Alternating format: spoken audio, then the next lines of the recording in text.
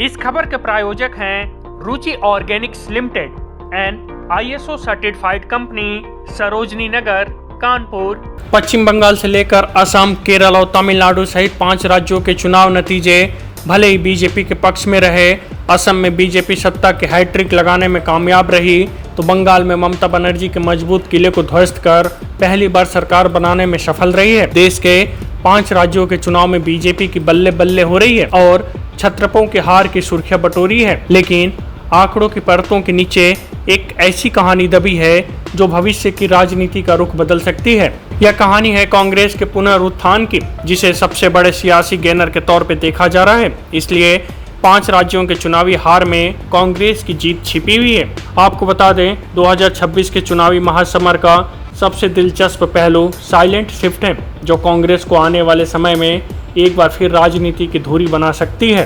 राजनीतिक पंडित कांग्रेस के लिए रणनीतिक जीत मान रहे हैं, क्योंकि सत्ता से ज़्यादा पार्टी ने अपनी खिसकी हुई जमीन को वापस पाने का मौका दे दिया है, जो कभी उसका गढ़ हुआ करती थी। ऐसे में हार के इस शोर के बीच कांग्रेस इस चुनाव की सबसे बड़ी रणनीतिक गेनर बनकर उभरी है।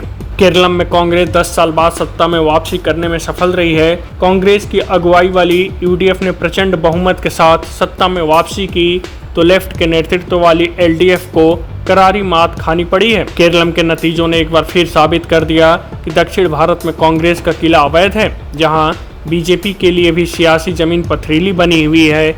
इस तरह से दक्षिण में कर्नाटक और तेलंगाना के बाद केरल में कांग्रेस की सरकार होगी। वहीं दूसरी तरफ बंगाल में कांग्रेस 2 सीटें जीतने में कामयाब रही है, जबकि 2021 में उसका खाता तक नहीं खुल सका था।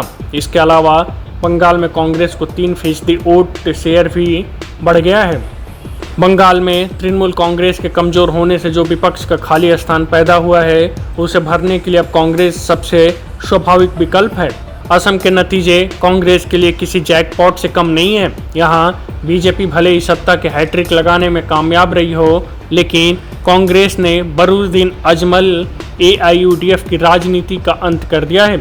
लंबे समय से असम में मुस्लिम वोट बैंक अजमल और कांग्रेस के बीच बढ़ता रहा था, जिसका सीधा फायदा बीजेपी को मिलता था। लेकिन 2026 में अल्पसंख्यक मतदाता पूरी तरह कांग्रेस के पाले में आ गए। अजमल की हार ने असम के भविष्य की राजनीति को बाइपोलर बना दिया है। अब बीजेपी के सामने कोई वोट कटवा दल नहीं बचा है, जिससे कांग्रेस की राह आसान नजर आ रही है। कांग्रेस को मुस्लिम वोटों को खोने का डर नहीं होगा और वो अब बीजेपी के वोट बैंक में सेंधमारी के लिए खुलकर खेल सकती है। Bureau report, news first.